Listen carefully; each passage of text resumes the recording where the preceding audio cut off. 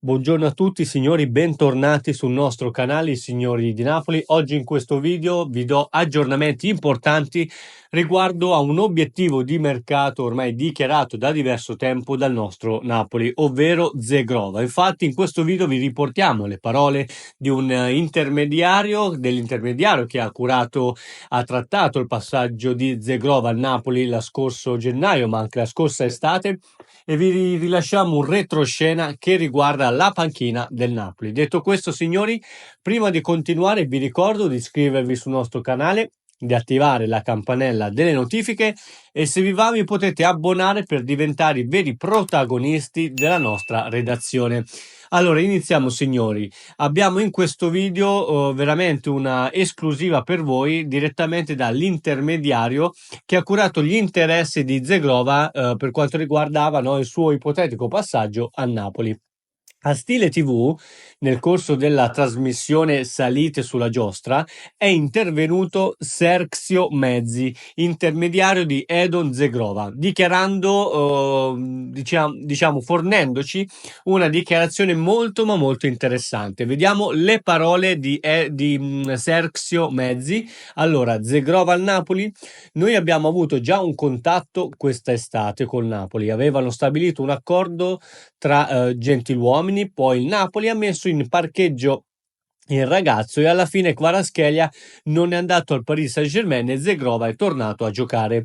Il ragazzo, pensate un po', stava cercando anche una villa a Napoli, voleva Napoli, ma adesso trovo difficile chiuderla col Napoli. Abbiamo avuto anche un'offerta concreta direttamente dal Barcellona, per cui vedo difficili che possono arrivare a Napoli ormai.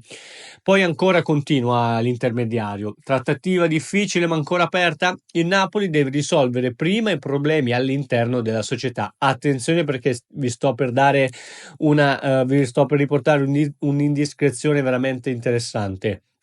Lo sappiamo tutti che Conte non è contento degli acquisti, ma io oggi vi dico che il tecnico ha avuto due telefonate bomba da parte di due club importanti di Serie A per il prossimo anno. Quindi il Napoli deve risolvere prima con Antonio Conte e poi pensare al calciomercato. Tra Conte e la società non c'è una visione univoca sulle questioni di mercato. Il Napoli, vi ricordo, gli ha comprato solo un calciatore, Romelu Lukaku. Conte è arrabbiatissimo per il mercato fatto anche perché lui è arrivato a lottare per lo scudetto. Conte è un maestro, ha fatto il massimo. Dichiarazioni questa veramente sconvolgente e io vi dico a fine del video chi sono questi due club di Serie A, quindi rimanete fino alla fine. Poi ancora continua l'intermediario.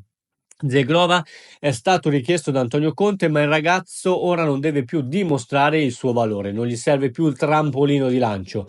Non voglio dire che il Napoli non sia una squadra top, ma Zegrova ormai si è affermato. Inoltre un calciatore che non si sa se ci sarà o meno Antonio Conte sulla panchina azzurra inizia a pensarci se venire a Napoli o meno. I contatti col Napoli sono iniziati a inizio giugno, poi siamo andati avanti e la trattativa doveva chiudersi, così non è stato. Loro aspettavano non si sa cosa, poi ci siamo rincontrati a novembre e il Lille non ha voluto cederlo a metà anno.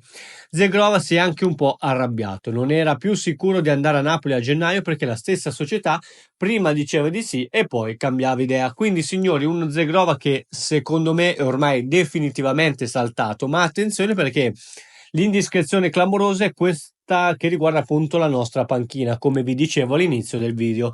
Le due squadre, attenzione, reggetevi forte, che vorrebbero Antonio Conte il prossimo anno sono Juventus, che sta per esonerare Thiago Motta, e il Milan, che a fine anno saluterà con Sessao. Attenzione perché potremmo vederci Antonio Conte contro la prossima stagione. Detto questo, ditemi come la vedete tutta questa storia legata appunto a Zegrova e come vedete Antonio Conte, se secondo voi effettivamente lascerà il Napoli o meno la prossima stagione. Grazie per essere stati con noi.